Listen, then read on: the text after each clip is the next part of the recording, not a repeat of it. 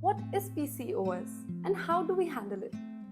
Namaskar everyone, I am Kavita Pant, the Indian yoga girl, and I welcome you all to this channel. In a regular female monthly cycle, there are follicles present in the ovaries that mature to release ovum or the egg.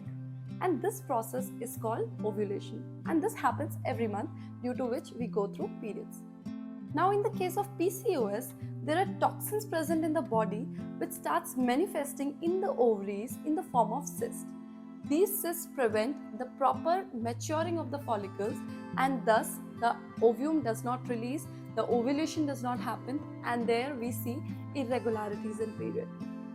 And this is what is called PCOS, that is polycystic ovary syndrome or disorder. Now, there are female hormone, that is progesterone, estrogen, that starts decreasing, while the male hormone in the female body starts increasing, that is testosterone, due to which you start seeing facial hair, growth of hair on the chest, on the upper back, and baldness. Sometimes you see acne on the face. So these are also some of the symptoms of PCOS. And of course, you observe irregularity in period and also weight gain. These are the symptoms through which you can identify whether you are going through PCOS. And now, these are some of the symptoms, but there are also risks related to PCOS if it goes on for longer. So you can go through obesity, that means putting on a lot of weight, and then you can also face infertility. You can also go through endometrial cancer, and depression and anxiety are also what has been commonly observed among the people who go through PCOS. Now, there are huge risk factors that are involved, so it becomes very important to address this issue in the initial stage itself. So what are the things that you can do to reverse, and not just reverse, actually vanish your PCOS, that we are going to discuss here. Now, why does someone go through PCOS? The first reason could be genetics. That means you must have inherited this from someone in your family. And the second, and which is the most common and most major reason of PCOS, that is the poor lifestyle choices, the irregularities of eating habit, wrong sleeping patterns, no exercise. These all are the biggest cause why majority, and I would say 1 on every 5 women go through PCOS. Now we can understand how we can reverse this or actually completely vanish this. Now, since we understand that poor lifestyle choice is one of the biggest reason of PCOS, can we correct it by correcting our lifestyle? Well, the answer is yes. And what are those lifestyle changes that we are going to talk about now? The first one is intermittent fasting. What is intermittent fasting? See, the majority of toxins get accumulated within our intestine, and it does not get enough time to get cleansed because we are constantly eating, right? So in intermittent fasting, what we are doing is we are eating within a window of 8 hours while allowing 16 hours of rest to the digestive system. During the 16 hours, the body does the cleansing work and it removes all the toxins which are accumulated within the intestine since many months and sometimes years, right?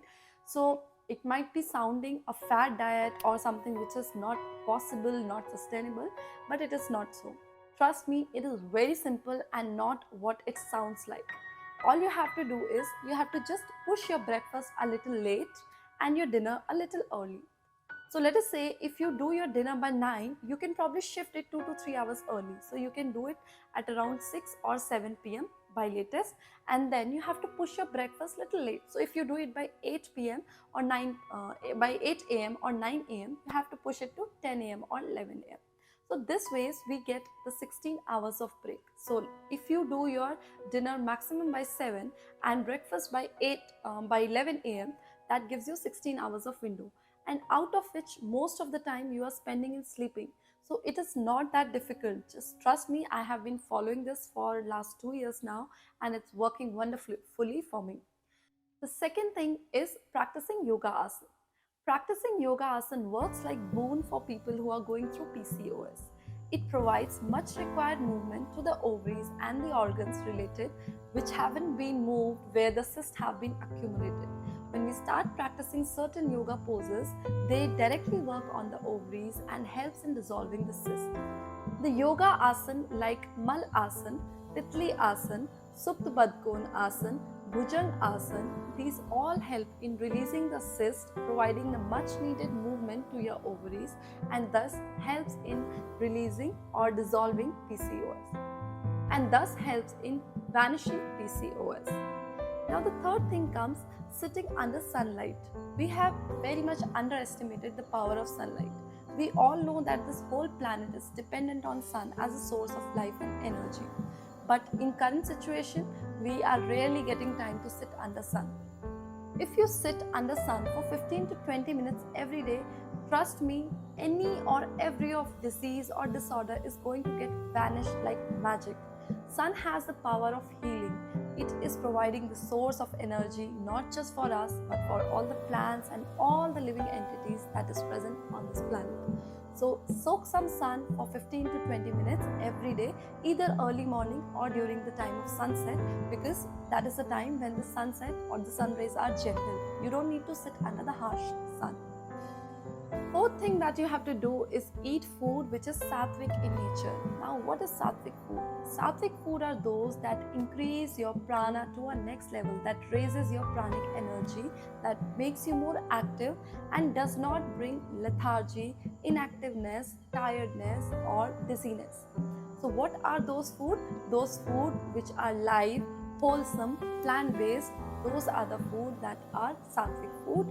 And do cut down on all the processed food. Anything that is packed, that is processed, like sugars, refined oils or anything for that matter, please cut it down, and including meat or the non-vegetarian diet. The last and one of the most important point is get enough rest.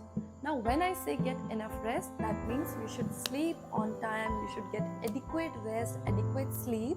That does not mean that you sleep for 8 to 10 hours necessarily, but what you have to do is you have to increase or enhance the quality of your sleep.